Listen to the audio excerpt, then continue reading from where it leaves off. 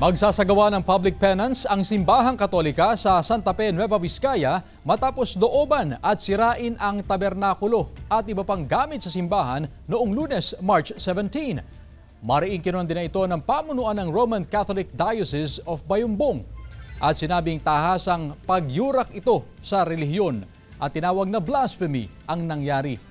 Sa ulat ng Diocese of Bayumbong na ibinahagi sa media, sinabi nila na nadatna ng tauhan ng parokya na sinira ang kandado, nilooban ng kapilya at opisina at mga kagamitan at nagkalat ang tabernakulo ay sinira din.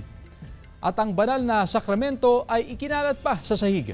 Magsasagawa umano ng misa at pagkumpisal sa labas ng parokya para mabasbasan ang bagong tabernakulo. Nakipag-ugnayan na ang kapulisan kay Father Virgilio Mendoza, ang kura paroko ng Mother of Perpetual Help Parish para sa pag-usad ng investigasyon.